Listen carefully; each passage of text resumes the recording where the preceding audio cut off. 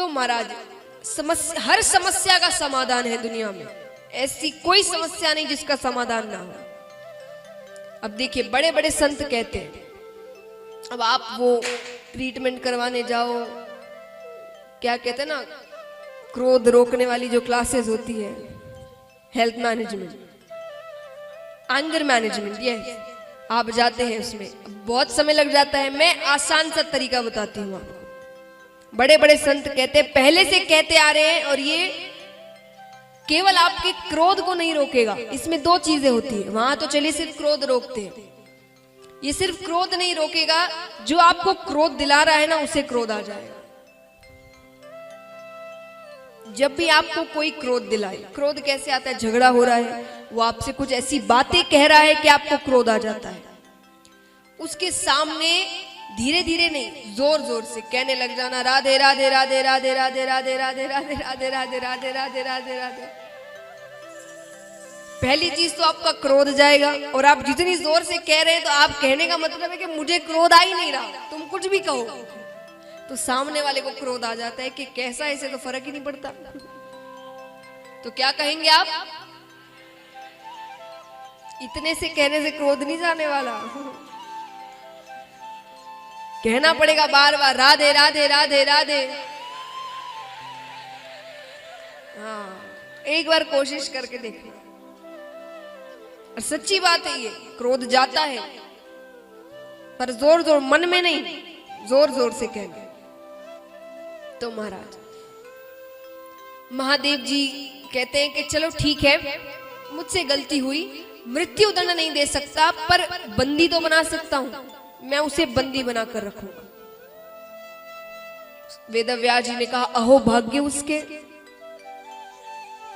अरे बड़े बड़े ज्ञानी जन वर्षों तपस्या करते हैं, तब जाके किसी किसी को आपकी केवल एक झलक प्राप्त होती है, और इसके ऐसे भाग्य है कि जन्म लेते ही ये पूरे जीवन भर आपके साथ रहेगा।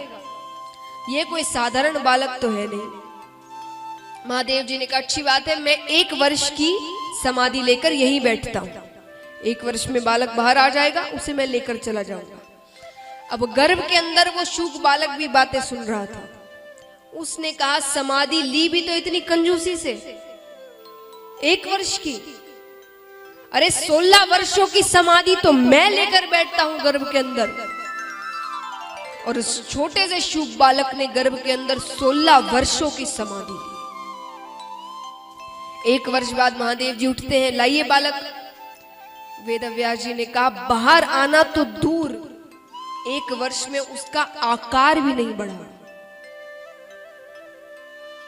मेरी धर्मपत्नी को तकलीफ हो रही है, आप उसे क्षमा कर दें। जैसे मैंने कहा, ब्राह्मण देवताओं की बातें जो देवता है वो भी नहीं मना करते। महादेव जी ने कहा, ठीक है, आपके कहने पर मैं उसे क्षमा करता हूं, पर फिर भी 15.5 वर्ष तक वो शुक बालक गर्भ के अंदर बैठा रहता है। पर अब धीरे धीरे जब तबीयत ज्यादा खराब होने लगती है, और इतनी कठोर तपस्या वो कर रहा है कि बाहर वायुमंडल शून्य होने लगा, तब सब देवी देवता ठाकुर जी के पास जाते हैं, प्रभु अब उसे कैसे भी आप बाहर निकालिए। ठाकुर जी नीचे आते हैं, गर्भ के बाहर से उससे बातें कर रहे हैं, उससे कहते हैं, तुम बाहर क्यों नहीं आते, ये दुनिया बहुत सुंदर है, यहाँ जो रहने वाले उनसे पूछो कितनी सुंदर दुनिया है। शुक बालक ने कहा, मुझे पता है, इसीलिए नहीं आ रहा, ये दुनिया इतनी सुंदर है कि यहां आकर लोग आपको भूल जाते हैं, ऐसी दुनिया में आकर क्या करना है। ठाकुर जी ने कहा, पर तुम्हारे कारण ब्रह्माणी को तकलीफ हो रही है, ब्राह्मणी को, तुम्हें बाहर आना ही पड़ेगा। शुक बालक ने कहा, एक शर्त पर आऊंगा, आप अपनी मोह माया रोक दीजिए। ठाकुर जी ने कहा, वो मैं नहीं रोक सकता। तो बोले, मैं अंदर ही ठीक हूं। तो ठाकुर जी ने कहा, ठीक है, एक क्षण में जितना समय होता है उसका जो 100वां हिस्सा होगा, उतने समय के लिए मैं अपनी मोह माया रोक दूंगा। शुक बालक ने कहा, ठीक है, पर अब जब मैं कहूं तभी रोकना।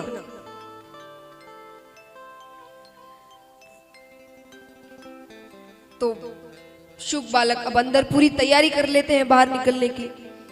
ठाकुर जी से कहते हैं कि अब आप अपनी मोह माया रोक दीजिए। और यहाँ मोह माया रोकते ही गर्भ से श्री सुखदेव मुनि महाराज निकलते हैं। बोलिए सुखदेव जी महाराज की। तो महाराज इस प्रकार इनके अवतार की कथा है। उसके बाद उसी वंश में कई राजा हुए। राजा भरत हुए। राजा भरत बड़े ही प्रतापी राजा थे, राजकाज सूझबूझ से सब कुछ काम करते।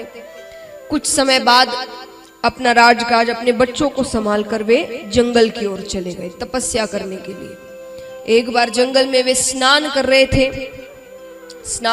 थे तो एक तरफ नदी के एक तरफ एक मृगों का समूह था। मृग यानी हिरण का समूह था। उसमें से एक मृग मादा भी थी। मृग मादा यानी